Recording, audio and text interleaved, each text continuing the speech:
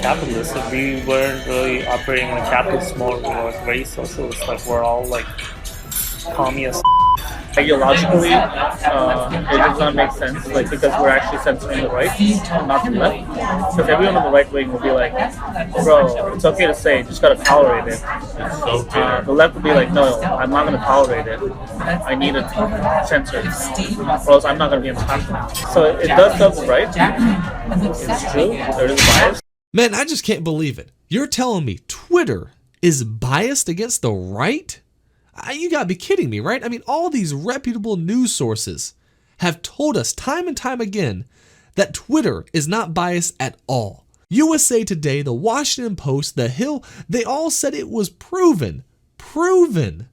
There was no bias at Twitter. I mean, I guess someone has a few corrections to issue out now. But let's be honest, right? We all knew this. we all knew that Twitter was biased. Even the left knows that Twitter is biased.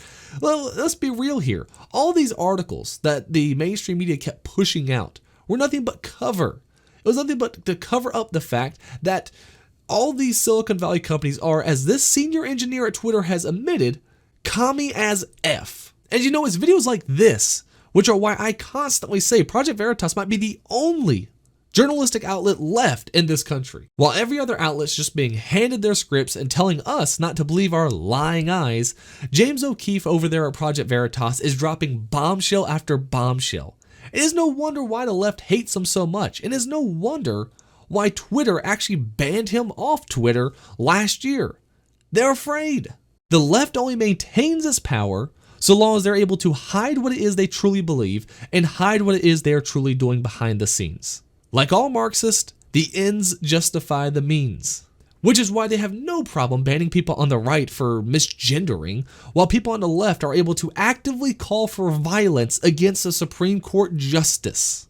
It's not about creating a safe space for dialogue, it's about controlling a narrative.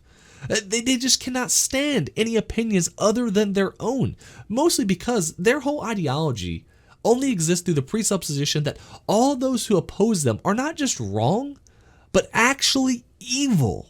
They cannot fathom the idea that someone who opposes social welfare programs would also go and volunteer their time and effort to go out there and, let's say, feed the homeless. You see, whenever the right is actually allowed to operate freely on one of these platforms, they're actually able to break down that leftist echo chamber. Now, of course, the left always likes to say, oh, it's the right who's in the echo chamber. But I'll ask you this real quick and leave it in the comments below. Have you ever seen someone on the right get upset that someone on the left is allowed to speak freely? Because I haven't. All right, I constantly see people on the right saying, no, we want to hear everything they're saying. Libs of TikTok exist because people on the right want to actually hear what the left is saying. All right, the left is the one having panic attacks over the very idea that someone who they disagree with can actually speak freely. The reality is, Twitter is not a business.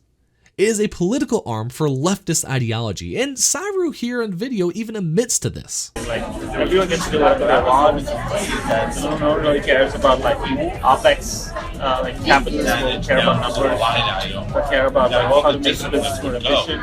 But in Twitter, it's like mental health is everything. Like if you're not feeling it, you can take a few days off. People have taken months off, they'll come back. But you always like do your best at any time. So no one really cares about expenses, and at times these employees take months off work. I mean, I wish we could take months off work, right? I mean, I'm pretty sure many of you out there can't even get a week off, yet these employees are taking months off. Not only that, but Cyru here even says that he actually sometimes only works 4 hours a week as a senior engineer of Twitter. 4 hours a week, absolutely insane. Is it any wonder why Twitter posted a net loss of over $1 billion in 2020 and a loss of over $200 million in 2021. Cyru even says on video that if the company was focused on making money, many of the employees wouldn't even stay. So if the culture of Twitter is not to make a profitable business, I don't think it's too far-fetched to assume when we see the fact that right-wing individuals are being banned left and right while left-wing individuals are able to continue to violate their terms of service without any repercussions, that maybe the culture of Twitter is less business related and more activism related. Good news for them at least, it looks like Elon has put the deal on hold after discovering a massive amount of bot accounts on the site, much higher than the estimated 5% or less that Twitter has claimed in the past. Hell, a new audit of Joe Biden's account actually shows around half of his followers are actually fake. But what do you think? Is it any surprise that Twitter leans left? Or that a good portion, at least, of their accounts are actually bots?